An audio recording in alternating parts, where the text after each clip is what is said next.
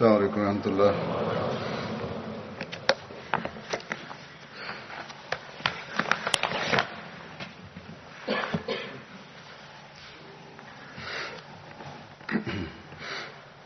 أشهد أن لا إله إلا الله وحده لا شريك له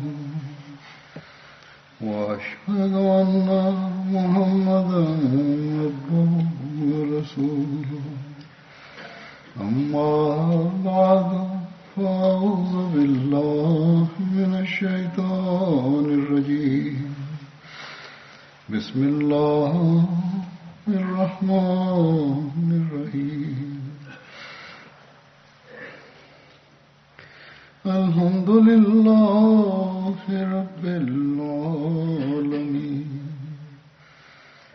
الرحمن الرحيم مالك يوم الدين إياك نعبد وإياك نستعين اهدنا الصراط المستقيم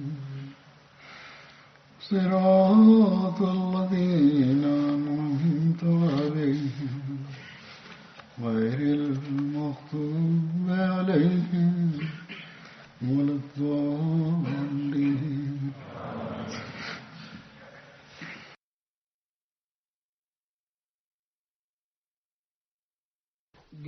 Geçen Cuma hutbesinde Vakf-ı Cedid'in yeni yılını ilan ettim. Bununla birlikte cemaatlerin durumunu da anlattım. Orada ben anlattım ki İngiltere cemaati arasındaki çanda bakımından İslamabad'ın cemaati birinci derecededir. Ancak daha sonra bu şey ortaya çıktı, bu gerçek. Bu doğru değildi. Birinci derecede Aldershot cemaatidir ve ikinci derecede İslamabad'ın cemaatidir. Neden oldu, nasıl oldu? Ben onun detaylarına girmek istemiyorum. Ancak bunu düzeltme gerekliydi. Onun için ben ilk olarak bundan bahsettim. Aldershot cemaati Allah-u Teala'nın lütfuyla çok büyük fedakarlar özveride bulunmaktadır. Özellikle Lajna Aldershot sadrı bana yazdı. Nasıl bazı bayanlar olağanüstü bir şekilde özveride bulundular. Onların fedakarlık ruhu bir örnektir. Allah-u Teala onların mallarına, nefislerine bereket versin.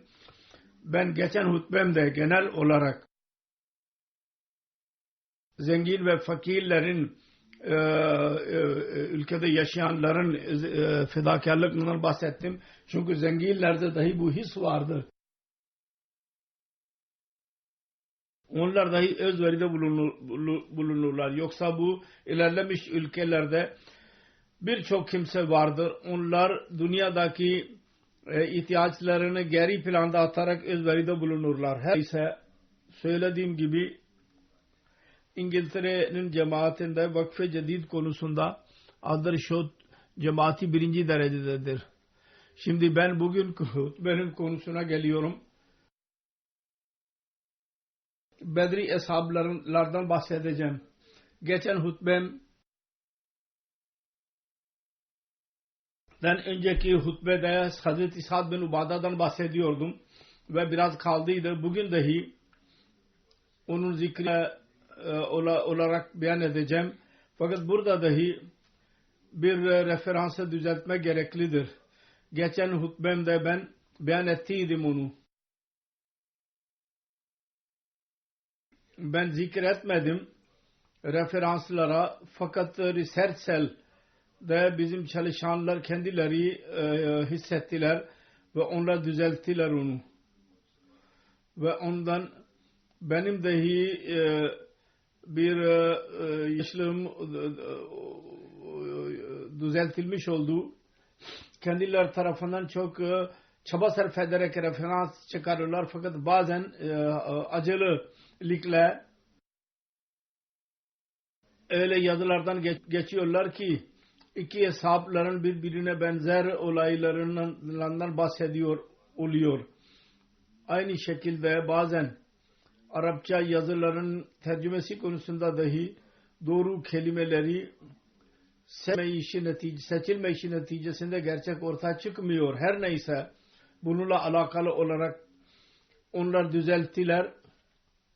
Ben daha önce ondan bahsedeceğim. Daha sonra geri kalan zikrini yapacağım. 27 Aralık günü ki hutbede Hazreti Sa'd bin Ubada'nın tanıtımı konusunda beyan edildi. Hazreti Resulullah sallallahu aleyhi ve sellem Hazreti Sa'd ve Tülay bin arasında muvakat yaptı. Mekke'den hicret ederek Medine'ye geldiydi. İbn-i İshak'a göre Hazreti Resulullah sallallahu aleyhi ve sellem Hazreti Sa'd bin Ubade ve Hazreti Ebu Zer Gıfari arasında muvakat, kardeşlik ilişkisini kurdu. Ancak bazıları ihtilaf ediyorlar. Vakidi bunu inkar ediyor. Çünkü ona göre Hazreti Resulullah sallallahu aleyhi ve sellem muvakat Bedir gazvesinin önce yaptıydı eshablar arasında. Hazreti Ebu Zer Gıfari radıyallahu anh o zaman Medine'de mevcut değildi. Daha gelmemişti ve Bedir ve Uhud ve Handek gazvelerine dahi katılmadı. Bu gazvelerden daha sonra Resulullah sallallahu aleyhi ve sellem huzuruna çıktı. Bunu ben beyan ettiydim. Onun delili şudur. Her neyse. Bu böyle değil. Muvakkatın zikri bu aslında. Hazret Munzir bin Amr bin Khunes konusundaydı, arasındaydı. Risersel dediler ki onunla birlikte o eserde Sa'd bin Ubade dahi zikredildi. Risersel tarafından bu yazı Hazreti Sa'd beyan edildi. Yanlışlıkla Hazreti Munzir bin Amr'ın zikrinde muvakkatın zikri vardır ve ben onu geçen senenin başında 25 Ocak günü beyan etmiş bulunuyorum bu detayları. Neyse bu bir düzeltmedir. Ondan sonraki zikir şudur. Handek gazvesi olayı olduğu zaman Resulullah sallallahu aleyhi ve sellem Uyeyna bin Hısm'ı Medine'ye vermeye karar verdi. Şu şartla ki kabile Gıtfan'ın insanları kendisiyle birlikte olanlar onları geri götürsün. Diğer insanları bırakarak Hz. Resulullah sallallahu aleyhi ve sellem yalnız Sa'd bin Muaz ve Sa'd bin Ubade'den istişare etti. Bunun üzerine her ikisi arz ettiler. Ya Resulallah sallallahu aleyhi ve sellem eğer böyle yapmak Allah-u Teala tarafından size emrettiyse yapın. Eğer öyle değil ise o zaman Allah adına bir şey vermeyeceğiz. Bir kılıç dışında yani hakkımızı alacağız. Resulullah sallallahu aleyhi ve sellem yani onun rızası ne ise verilecek. Bunun münafıklığın ya söze bağlı kalmayışının Resulullah sallallahu aleyhi ve sellem buyurdu ki bir şey emir edilmemiştir bana. Bu benim kişisel düşüncemdir. Her ikinizin önüne koydum ben onu. Her ikisi arz ettiler. Ya Resulallah sallallahu aleyhi ve sellem bunlar cahiliye zamanında bizden böyle bir hırsta bulunmadılar. Bugün niye yapsınlar? Allah bize hidayet vermiştir sizin vasıtanızla. Daha önceki usul aynen devam edecek. Resulullah sallallahu aleyhi ve sellem her ikisinin bu cevabından mutlu kaldı. Bunun detayları Handek gazvesinin olaylarını beyan ederken Hazreti Mirza Beşir Ahmed radıyallahu anh şöyle beyan etti. Bugün Müslümanlar için çok eziyet verici ve tehlikeliydi. Ve bu sınırlama çoğaldığı zaman Müslümanların gücü zayıflaşıyordu. Onların imanları, kalpleri imanla doluydu fakat bedenleri maddi usullere göre yürüyor, muzmahil oluyor yani zayıflaşıyor. Rahat var, yemek vardır, uzun zaman oldu bu kuşatma, onun için yemek dahi az veriliyordu bunlara. Zaaf başladı ve bu tabidir bu. Kudreti bir şeydir. Hz. Resulullah sallallahu aleyhi ve sellem bu durumları görünce baktı ki Ensar'ın reisleri Sa'd bin Muaz ve Sa'd bin Ubade'yi çağırıp onlara durumu anlattı ve istişare etti. Bu durumda ne yapmamız lazım? Müslümanların durumu budur. Ve zikretti kendisi tarafından.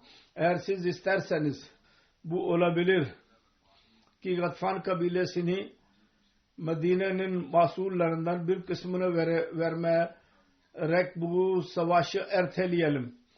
Sa'd bin Muaz ve Sa'd bin Ubade birlikte aynı fikir söylediler, arz ettiler. Ya Resulallah, eğer Allah-u Teala'nın bir vahiy varsa bu konusunda o zaman kabul ediyoruz. Bu konuda siz buna göre karar verin. Resulullah buyurdu ki hayır, bu konuda bir vahiy bana inmemiştir. Ben sizin eziyetiniz yüzünden fikir olarak soruyorum. Her ikisi cevap verdiler. Bizim fikrimiz budur. Bir şirk zamanında dahi bir düşmana bir şey vermedik. Şimdi Müslüman olarak niye verelim? Onların yasasına göre şimdi davranılacak. Vallahi biz onlara kılıç dışında bir şey vermeyeceğiz. Resulullah sallallahu aleyhi ve sellem Ansar yüzünden üzülüyordu. Orada yaşayanlardır. Medine'deki Ansarlar bir itiraz etmesinler. Yahut uzun kuşatmadan dolayı rahatsız olmasınlar. Ansar yüzünden onlar oradaki asıl vatandaşı idiler. Ve asıl maksadı dahi onları istişare etmenin maksadı buydu ki Ansar'ın bunu öğrensin. Onlar acaba rahatsız mıdırlar bu durumdan dolayı? Eğer rahatsız olurlarsa onların kalbini alalım. Onun için tam mutlulukla onların bu fikrini kabul buyurdu ve daha sonra savaş devam etti. Handak gazvesinin durumunu beyan ederken Sirat Hatem-ı Nebi'inde Hz. Mirza Beşir Ahmed radıyallahu anh yazıyor. Kureyza kabilesinden bahsederek Abu Süfyan bir plan kurdu. Banu Nazir'in Yahudi reisi Vahvayi bin Akhtab'a fikir verdi. Gece karanlığında Banu Kureyza'nın kalesine gitsin ve onların reisi Kabin Esved ile bilerek Banu Kureyza'yı birlikte almaya çalışsın. Huyey bin Akhtab Kabin yerine gitti. Başlangıçta onun sözünü dinlemedi. Dedi ki Muhammed sallallahu aleyhi ve sellem ile birlikte bizim sözleşmemiz vardır. Ve Muhammed sallallahu aleyhi ve sellem daima kendi sözleşmesine vefalı kalmıştır. Onun için ben asla isyan edemem. Fakat Hüyey öyle fikirler verdi ki İslamiyet'in helak olacağını öyle kesin olarak anlattı. Ve dedi ki biz İslamiyet'i yok etmedikçe Medine'den geri gitmeyeceğiz. Dedi ki sonunda o kabul etti. Ve böylece Banu Kureyze'nin gücü dahi onunla birlikte oldu. Onlar zaten güç vardı onlarda. Maddi gücü zaten fazlaydı. Hazreti Resulullah sallallahu aleyhi ve sellem Banu Kureyze'nin bu tehlikeli isyanından haber aldığı zaman önce 2-3 defa gizli Zübeyir bin Al-Avam radıyallahu anh hazretlerini durumu öğrenmek için gönderdi. Daha sonra Aus ve Hazret'in reisi Sa'd bin Muaz ve Sa'd bin Ubade ve diğer bazı hesapları delege olarak Banu Kureyze'ye doğru gönderdi. ve onlara fikir verdi ki eğer tehlikeli haber olursa geri gelerek açık söylemesinler, işare ile söylesinler ki insanları perişan olmasınlar.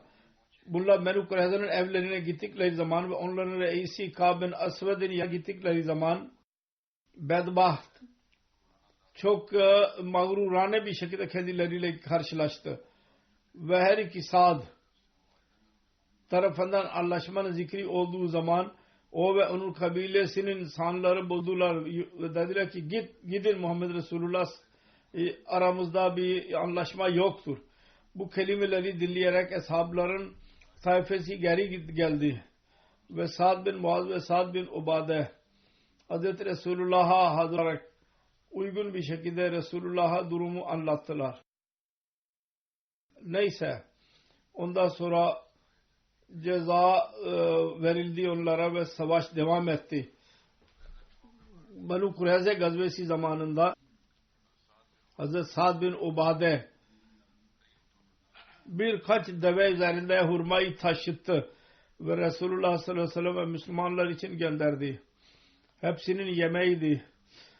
O zaman Resulullah sallallahu aleyhi ve sellem buyurdu, yemek ne güzel yemektir hurma. Ve Muta gazvesi Cemaziyel Ula 8 Hicri senesinde oldu. Bunda Hazreti Zeyd şehit düştü.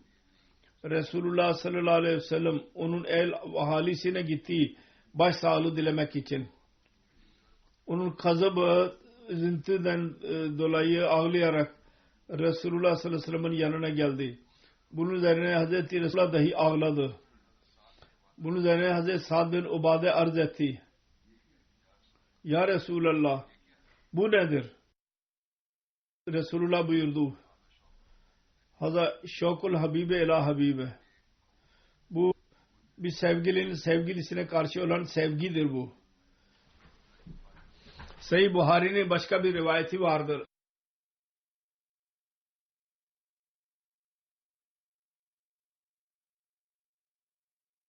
Am bin Urbe babasından rivayet eder.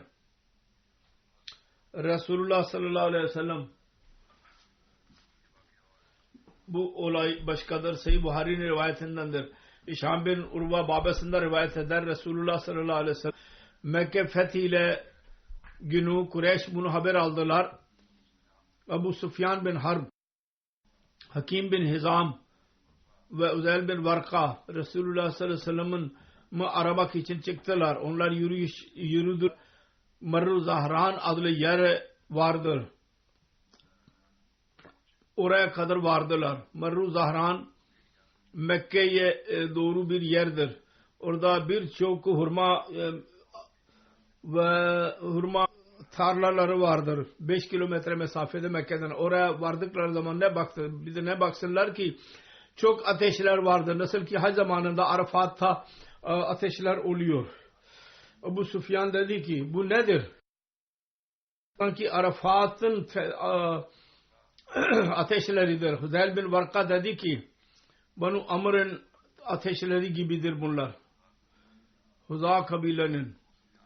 Ebu Sufyan dedi ki Amr'ın kabilesi bundan çok azdır. Bu arada Resulullah sallallahu aleyhi ve sellem'in koruyuculardan gördüler ve onları yakaladılar. Her ikisini.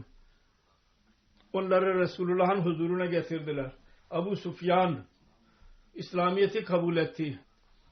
Resulullah sallallahu aleyhi ve sellem yürüdüğü zaman Hazreti Abbas'a dedi ki Mekke'ye doğru Ebu Sufyan'a tut ki Müslümanları görsün. Hazreti Abbas onunla mani oldu. Değişik kabileler Resulullah sallallahu aleyhi ve sellem ile birlikte geldiler. Ebu Sufyan'ın önünden geçtiği asker bir taife oradan geçtiği zaman sordu Abbas'a kimlerdir? Dedi ki bunlar kabile Gıfar'ın insanlarıdır. Ebu Sufyan dedi ki ben Gıfar ile benim ne alakam var? Sonra Cühenalılar geçtiler. Ebu Sufyan aynısını söyledi. Sonra Sa'd bin Hudeym aynı şeyi söyledi. Süleym geçti aynısını söyledi. Sonunda öyle bir ordu geldi ki öyle birisini daha önce görmemişti. Ebu Süfyan sordu, bunlar kimlerdir? Hazreti Abbas dedi ki Ansar'dır bunlar. Ve bunların lideri Sa'd bin Ubade'dir. Onun elinde bayrak vardır. Sa'd bin Ubade dedi ki Ebu Süfyan, bugünkü gün savaş günüdür. Bugün Kabe'de savaş helal olacak. Ebu Süfyan dedi ki Abbas, ne güzel gün olacaktır, kötü gün bu. Ben de fırsat bulsaydım, çünkü İslam kabul ettiydi. Ondan sonra başka bir taife geldi askerden ve bütün hepsinden küçük idi. Orada Resulullah sallallahu aleyhi ve sellem vardı ve muhacir dostları vardı ve Resulullah sallallahu aleyhi ve sellem'in bayrağı Aziz Zübeyir bin Avvam'ın elindeydi. Resulullah sallallahu aleyhi ve sellem Süfyan'ın yanından geçti. Ebu Süfyan'ın yanından. Ebu Süfyan dedi ki siz bilmiyor musunuz ki Sa'd bin Ubade ne dedi? Resulullah sordu, ne dedi? Dedi ki öyle dedi. Resulullah dedi ki Sa'd doğru söylemedi. Bu öyle gündür ki Allah-u Teala Kabe'nin yüceliğini beyan edecek ve Kabe'ye bir örtü biz kullanacağız. Savaş olmayacak. Hazreti Müslim radıyallahu anh biraz detay beyan etmiştir bu olayı. O da şöyledir ki Mekke doğru ordu ilerlediği zaman Resulullah sallallahu aleyhi ve sellem Hazreti Abbas'a emir verdi. Bir yolun üzerinde Ebu Süfyan ve yandaşlarına mani ol ki İslam ordusunu görsünler. Hazreti Abbas aynısını yaptı. Ebu Süfyan ve onun dostlarının önünde üst üste Arap kabileleri geçmeye başladı. Onların yardımı konusunda Mekke onlara güveniyordu. Mekke'le zannediyordu ki bize yardım olacak fakat hepsi Resulullah ile birlikteydiler. Çünkü bugün kafirlik bayrağını taşımıyorlardı. İslamiyet'in bayrağını taşıyorlardı. Dillerinde Allah-u Teala'nın tevhid zikri vardı. Muhammed Resulullah sallallahu aleyhi ve sellem'in canını ileri almak için değil, Mekkelilerin beklediği gibi. Aksine Resulullah sallallahu aleyhi ve sellem için kendi kanın son damlasını akıtmak için hazır idiler. Ve onlar istiyorlardı ki Allah-u Teala'nın birliği ve tebliğini yayalım dünyada. Ordudan sonra ordu geçiyordu. Ki Aşağı kabilesinin ordusu geçti oradan. İslamiyet'in sevgisi ve onun için özveri için coşku o kadar vardı, yüzlerinden belli. Sloganlarından belliydi. Ebu Süfyan dedi ki Abbas bunlar kimlerdir? Abbas dedi ki bunlar Aşağı kabiledir. Ebu Süfyan hayret Abbas'a baktı ve dedi ki bütün Arap'ta bunlardan daha fazla Muhammed Resulullah sallallahu aleyhi ve sellem'in düşmanı yoktu. Abbas dedi ki Allah-u Teala'nın lütfudur. Ne zaman istediyse onun kalbine İslamiyet'in sevgisini indirdi.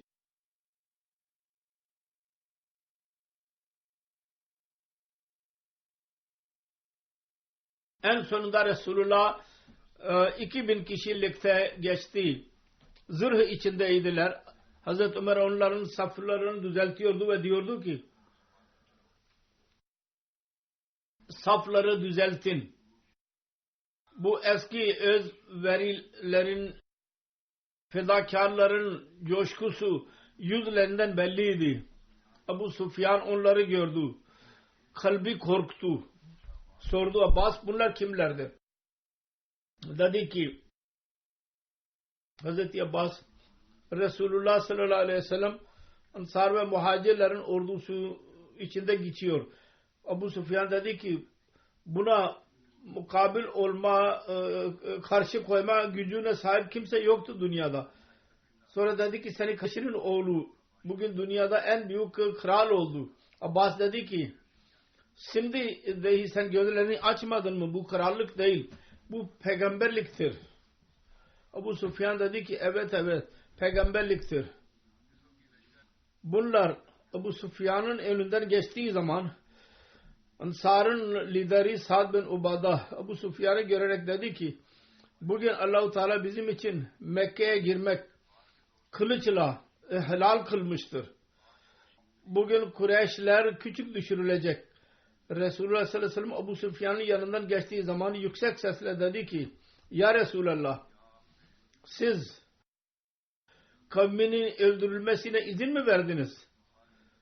Ansar lideri Sa'd ve onun arkadaşları böyle diyorlardı. Yüksek sesle dedi ki Resulullah, onlar dediler ki yüksek sesle bugün savaş olacak ve Mekke bize karşı koymayacak. Biz Kureyş'i küçük düşüreceğiz. Ya Resulallah, şimdi dünyada siz en hayırlı, en rahmet dolu ve akrabalara bakan idiniz. Bugün kavimlerin zulümlerini unutmayacak mısınız? Ebu Süfyan'ın bu ilticasını dinleyerek muhacirler dahi Mekke'de onunla eziyet görüyorlardı. Evlerinden onunla yoksun edildiler. O çırpınıyorlardı. Kalbinde rahim çıktı Mekkeliler için ve dediler ki Ya Resulallah, Ansar Mekke'deki zulümlerinin olaylarını dinledi. Bunun yüzünden biz bilmiyoruz Kureyş'e ne muamele yapacaklar. Resulullah sallallahu aleyhi ve sellem buyurdu ki Ebu Süfyan Sa'd yanlış söyledi. Bugün merhamet günüdür.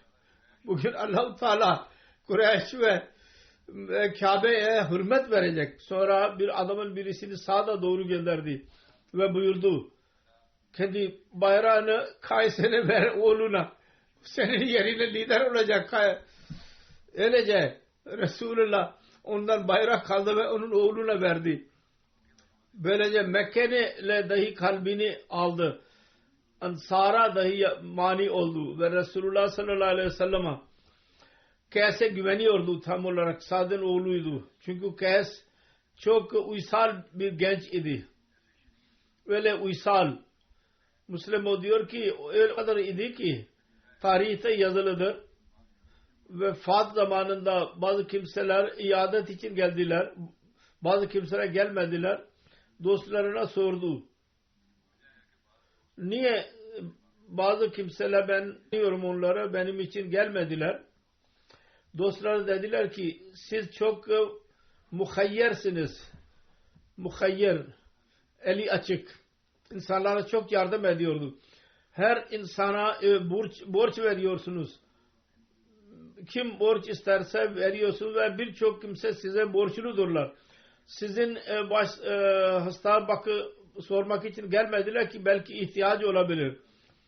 Ve siz onlardan para isteyebilirsiniz. Geri istemeyesiniz. Dedi ki öyleyse ben üzüldüm. Benim dostlarım boşu boşuna eziyet çektiler. Eğer böyle düşünüyorlarsa benim tarafından bütün şehirde ilan ettir. Her insan kesin borçlu olan onu affediyor. Bunun üzerine diyorlar ki o kadar insan ziyareti getirdiler ki evinin basamakları bozuldu. Huneyn Gazisi ikinci adı Gazve-i Havazen'dir. Huneyn Mekke Mukarreme ve Taif arasında Mekke'den 30 kilometre mesafede de bir yer vardır. Şevval 8 Hicri'de fethinden sonra oldu bu gazve. Ganimet malı bunda elde edildiği zaman Resulullah sallallahu aleyhi ve sellem muhacirler arasında dağıttı. Ansarlar bunu hissettiler. Bunun konusunda detaylı rivayet Musned Ahmed bin Hanbel'de şöyle yazılıdır. Hazreti Ebu Said Hudri radıyallahu anh'dan rivayet edilir. Resulullah sallallahu aleyhi ve sellem Kureyş ve diğer kabileleri, Arap kabilelerinde mal dağıttığı zaman Ansar'a bir şey vermedi. Ansar bunu hissettiler ve konuştular bu konuda. Öyle ki söyleyen birisi söyledi. Resulullah sallallahu aleyhi ve sellem kendi kavmiyle birleşti. Bizi unuttu. Muhacirlara verdi. Sa'd bin Ubade Resulullah sallallahu aleyhi ve sellem'in hizmetine çıktı ve arz etti. Ya Resulallah, bu kabile sizin konusunda nefislerinde bir şey vardır. Ensarlar. Siz kavminize ve değişik Arap kabilelerine mal dağıttınız ve Ensar'a bir şey vermediniz. Sordu Resulullah, Sa'd bu konuda senin fikrin ne? Hangi taraftadır? Sen kendi fikrini söyle. O Hazreti Ya Resulallah sallallahu aleyhi ve sellem, ben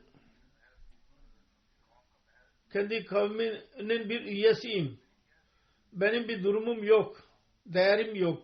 Resulullah sordu. Kendi kavmini topla. Büyük bir yer vardı orada. Getir oraya. Hazreti Sa'd çıktı ve Ansar'ı orada topladı. Bazı muhacirler dahi geldiler. Sa'd onların içeri girmelerine izin verdi ve bazıları dahi bazı kimselere mani oldu. Hepsi toplandıkları zaman Hz. Sa'd Resulullah sallallahu aleyhi ve sellem'in huzuruna çıktı ve dedi ki Ensarlar toplandılar. Ravi diyor ki Resulullah sallallahu aleyhi ve sellem onların yer geldi ve Allah-u Teala'ya hamd ettik. Senadan sonra dedi ki ey Ensar güruhu, ne diyorsunuz ki sizin tarafından bana sözler ulaşıyor. Siz öfkelisiniz. Size mal verilmedi. Ben size geldiğim zaman siz sapıklık içinde değil miydiniz? Allah-u Teala size hidayet verdi. Siz mal darlığı içindeydiniz. Allah-u Teala size zengin yaptı sizi. Birbirinize düşman değil miydiniz ki? Allah-u Teala sizin kalplerinize birbirinizin sevgisini koydu. Dediler ki neden olmasın ya Resulullah? Allah ve onun Resulü daha fazla minnet edendir ve üstündür. Resulullah dedi ki ey Ensar'ın taifesi, benim sözüme niye cevap vermiyorsunuz? Dediler ki ya Resulullah ne cevap verelim? İhsan ve lütuf Allah ve onun Resulü içindir. Resulullah dedi ki Allah adına yemin ediyorum, eğer isterseniz diyebilirdiniz ki doğru olurdu.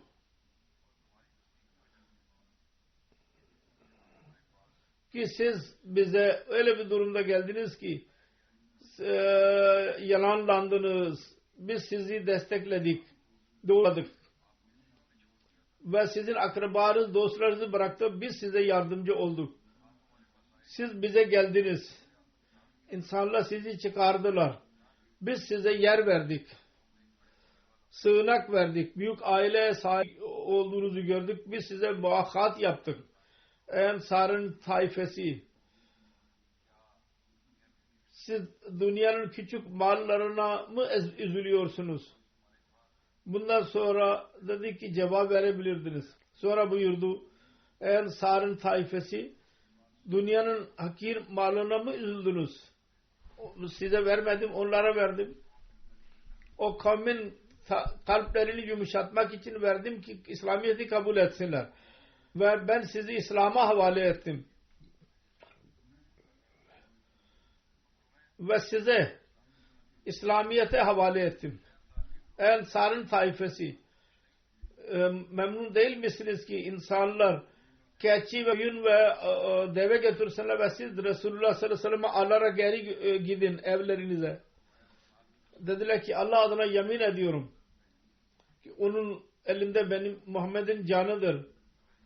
Eğer hicret olmasaydı ben Ensarlardan birisi olurdum. Eğer insanlar bir vadide yürürlerse ve Ensar başka bir vadide, ben Ensar'ın vadisini benimseyeceğim. Ey Allah, Ensar'a merhamet eyle ve Ensar'ın oğullarının oğullarına bunun üzerine hep bütün Ensarlar ağladılar. Onların sakalları ıslandı. Dedi ki biz Resulullah sallallahu aleyhi ve sellem'e razıyız. Resulullah ne dağıttıysak biz razıyız ondan. Bizim için yeterlisiniz.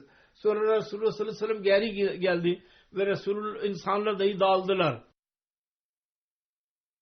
Haccatul Veda için Medine'nin yolculuğu yaparak Resulullah sallallahu aleyhi ve sellem bir yere vardığı zaman orada bineği kayboldu. Resulullah sallallahu aleyhi ve sellem Ebu Bakır'ın bineği aynıydı. Abu Bakr'ın kölesinin yanıydı. O geceleyin kayboldu. Hazreti Safvan bin Muattal en arkadaydı. Kendisiyle birlikte onu getirdi deveyi ve bütün malzeme üzerindeydi. Hazreti Sa'd bin Ubade bunu dinlediği zaman kayasıyla birlikte geldi oğlu. Her ikisinin elinde bir deve vardı. Üzerinde azık vardı. Bütün mal dahi vardı. Yol mal.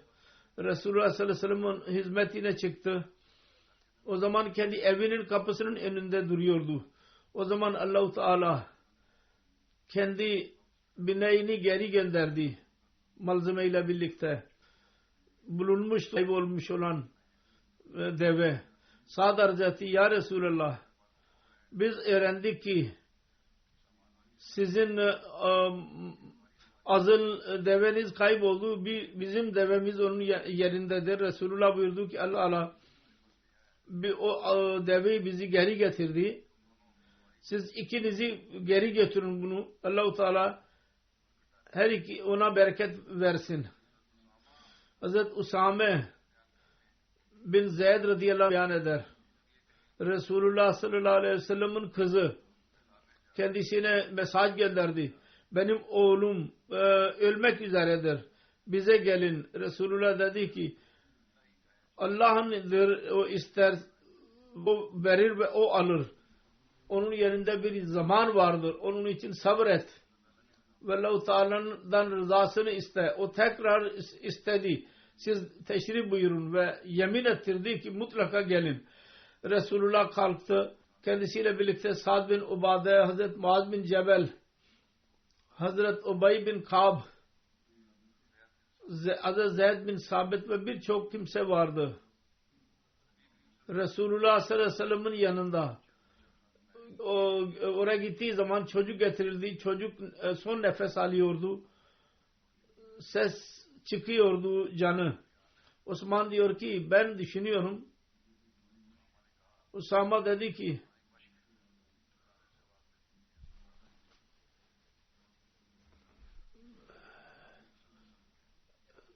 kötü ses çıkıyordu. Resulullah'ın ağızlarından yaşlar aktı, gözlerinden.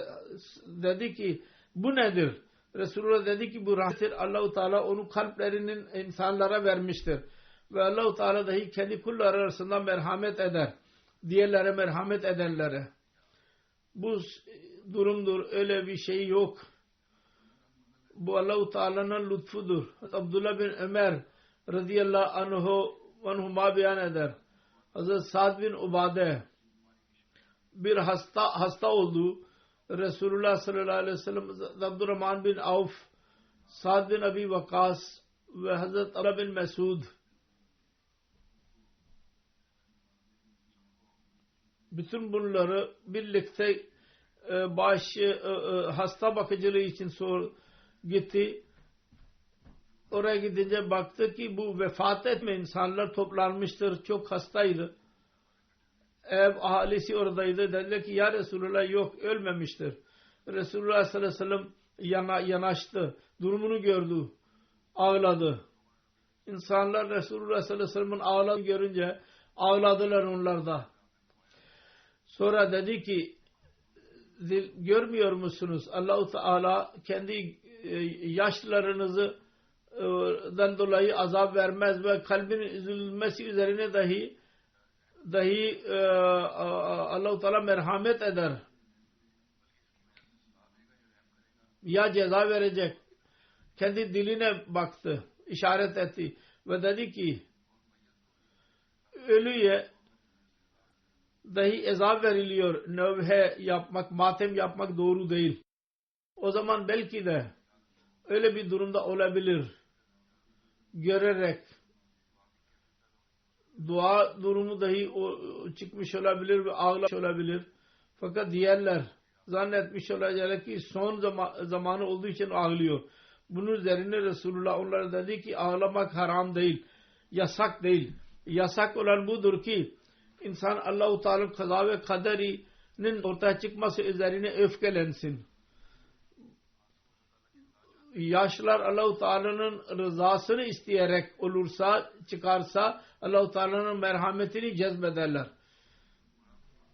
Yoksa eğer ağlayarak çıkarsa ceza verilebilir. Eğer insan ondan hoşlanmazsa. Ölmemişti. Daha hastalık fazlaydı. Hazreti Abdullah bin Ömer'den rivayet edilir. O dedi ki biz Resulullah sallallahu aleyhi ve sellem'in hizmetindeydik. Ansardan birisi geldi kendisinin yanına, selam verdi kendisine. Sonra geri döndü. Resulullah sallallahu aleyhi ve sellem dedi ki ey Ansar kardeş, benim kardeşim Sa'd bin Ubade ne durumdadır? O dedi ki iyidir. Resulullah sallallahu aleyhi ve sellem dedi ki ona kim bakacak durumunu sormak için biz kendisiyle birlikte çıktık. Ondan daha fazla kimseydik. Ayaklarımızda ayakkabı yoktu, gömlek yoktu. Hatta onun evine geldik. Çabuk bir şekilde. Sa'd bin Ubade insanları oradaydılar. Hepsi geri çekildiler. Resulullah sallallahu aleyhi ve sellem ve onunla birlikte olan sahabi yakına yanaştı. Sahih Müslim'in rivayetidir. Daha önceki rivayet beyan edilmiştir bu. Hazreti Cabir bin Abdullah bin Haram beyan eder. Benim babam harira yapmamı söyledi. Ben harirayı yaptım. Harira bir gıdadır. Un ve yağ ile, su ile yapılır. Her neyse lügatta bunu çıkardılar. Dediler ki un ve süt ile yapılır. Her neyse. Diyor ki ben onun evine göre harireyi Resulullah sallallahu aleyhi ve sellem'in huzuruna gittim, götürdüm. Resulullah sallallahu aleyhi ve sellem o zaman evdeydi. Resulullah dedi ki ey bu et midir? Arz ettim hayır ya Resulullah. Bu hariredir. Babanın emrine göre hazırladım. Sonra bana emretti. Ben size getirdim. Ben şimdi babama döndüm. Babam sordu. Sen Resulullah sallallahu aleyhi ve sellem'i gördün mü? Ben dedim ki evet. Babam sordu. Resulullah sallallahu aleyhi ve sellem sana ne dedi? Ben dedim ki Resulullah sallallahu aleyhi ve sellem bana sordu. Ey Cabir bu et midir? Babam dedi ki belki Resulullah sallallahu aleyhi ve sellem et istiyordu.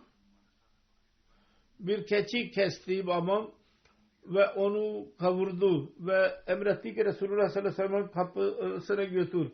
Hazreti Cabir beyan eder. Ben o keçiyi Resulullah sallallahu aleyhi ve sellem'in huzuruna götürdüm. Resulullah sallallahu aleyhi ve sellem buyurdu. Allah-u Teala Ansar'a bizim tarafından cezayı her versin. Hayır ceza, mükafatı.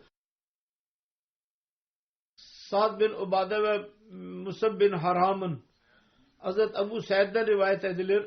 Resulullah sallallahu aleyhi ve sellem buyurdu. Ansar'ın evlerinden en iyi Banu Neccar'dır.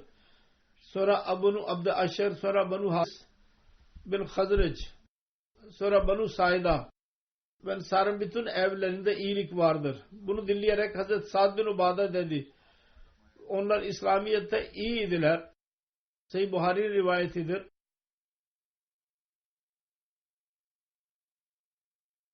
Resulullah sallallahu aleyhi ve sellem onları bizden üstün tuttu. Bunun üzerine kendisine denildi ki Resulullah size dahi üstünlük vermiştir birçok insan üzerinde. Hazreti Ebu Usaid Ansari şehadet verir. Resulullah sallallahu aleyhi ve sellem buyurdu. Ansar'ın en iyi evleri Banu Neccar, sonra Banu Abd Aşer, sonra Banu Haris bin Hazret, sonra Banu Saida. Ve Ansar'ın bütün evlerde iyilik vardır. Ebu Salma der ki Hazret Ebu Said dedi ki Resulullah sallallahu aleyhi ve sellem'den rivayet etmek üzerine ben yanlış söylediysem mutlaka bunu Saida'dan başlayacağım. Subadun Beyda bunu dedi. O da zoruna gitti. Önceki rivayette dahi vardır zikri. Dedi ki biz geri itildik. Öyle ki 4'ten son olduk biz. O dedi ki benim için Sa'd bin Ubade dedi ki benim için bir eşek kadınlar Resulullah huzuruna gidiyorum. Onun Sa'd bin Ubada'nın yeğeni dedi ki gidiyorsunuz ki Resulullah sallallahu aleyhi ve sellem reddetsin söylediğiniz sayıyı, boşu boşuna gidip sorun. Resulullah sallallahu aleyhi ve sellem daha iyi biliyor. Sizin için yeterli değil mi ki siz 4'ten birisiniz? O iradesini değiştirdi ve dedi ki Allah'ın Resulü daha iyi biliyorlar. Ve eti çözdü. Bu Sahih Müslim'in rivayetidir.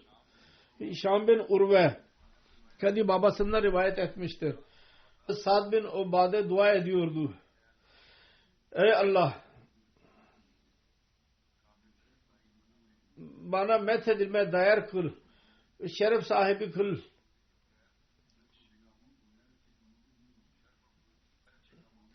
İyi işler olmadan şeref verilemez insana. Büyüklük dahi nasip olmaz. Ve iyi işler mal olmadan olamaz. Ya Rabbi, benim için az gün değil. Bunun kendi bir durumudur. Dua etmenin. Sahih Müslim'in bir rivayeti vardır. Hazret Ebu Hureyre rivayet eder. Diyor ki Hazret Sa'd bin Ubade dedik, Ya Resulallah, eğer ben karımla birlikte birisini göreyim, ona dokunmayayım ki ben 4 şahit getireyim. Bu durumda Resulullah sallallahu aleyhi ve sellem dedi ki evet. O dedi ki hayır asla. Bunun üzerine ben Allah adına yemin ediyorum siz hakla Allah-u Teala sizi gönderdi. Eğer ben olsam önce kılıçla karar vereceğim. Şehadet istemeyeceğim, öldüreceğim. Resulullah sallallahu aleyhi ve sellem buyurdu ki dinle. Sizin lideriniz ne diyor? Çok gayret sahibidir. Ben ondan daha fazla gayret sahibiyim. Benden daha fazla gayyur Allah'tır. Müslim'in başka bir rivayetidir. Hazreti Mughira bin Şube'de rivayet edilir. Hazreti Sa'd bin Ubade dedi ki eğer ben birisini kendi karımın yanında görsem onu kılıçla keseyim. Resulullah sallallahu aleyhi ve sellem ona ulaştı. Dedi ki Sa'd'a hayret mi ediyorsunuz? Allah adına yemin ediyorum ben ondan daha fazla Allah bizden hepimizden daha fazla Allah-u Teala haram etmiştir bu kötülükleri. Allah'tan daha fazla kimse Allah-u Teala mazeret etmeyi sevmez. Özür dilemeyi dahi Allah sever. Tövbeyi sever. Affetmeyi. Allah'tan hiç kimse daha fazla olamaz. Onun için Allah-u Teala Resullara müjde verici olarak gönderdi. Uyarıcı olarak gönderdi. Müjde veriyorlar, uyarıyorlar da. Ve kimse Allah'tan daha fazla methi sevmez. Bundan dolayı Allah-u Teala cennete söz vermiştir. Allah-u Teala'yı methetmek. Ve daha sonra Allah-u Teala o yüzden cennete söz vermiştir. Allah-u Teala hem ceza veriyor, çabuk davranmıyor. İnsan desin ki ben galeyana geldim ve öldürdüm. Tövbe edeni affeder Allah. Hatta daha da verir.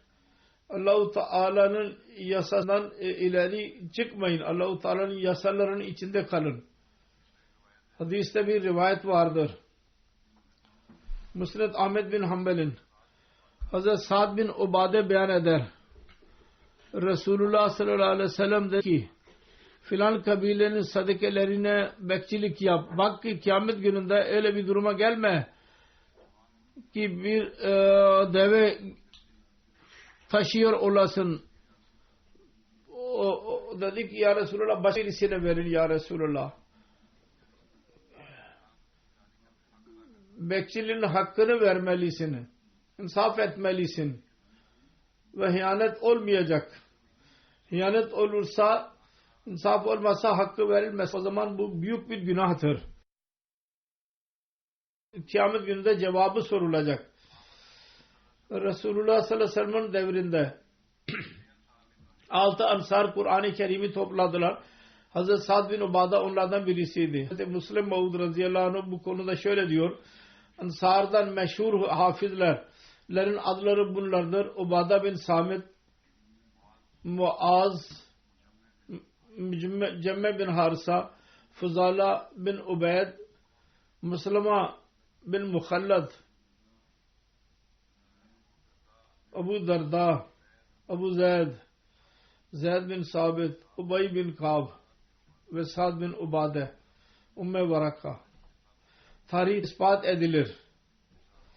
Eshablardan birçok Kur'an'ın hafızları idiler. Geri kalanı inşallah daha sonra beyan edeceğim. Az bir şey kalmıştır. İnşallah gelecekte ondan bahsedeceğim.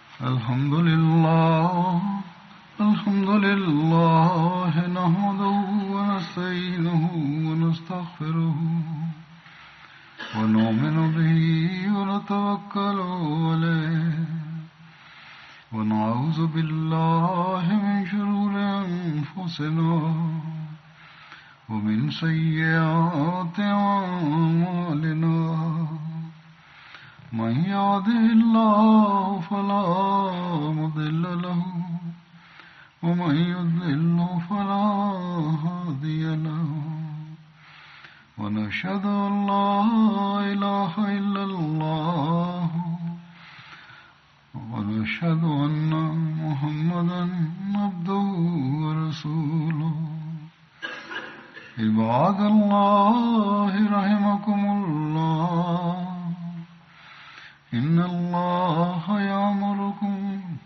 إن الله يأمر بالعدل والإحسان وإيتاء ذي القربى وينهى عن الفحشاء والمنكر والبغي يعظكم لعلكم تذكرون اذكروا الله يذكركم وادعوه يستجب لكم ولذكر الله أكبر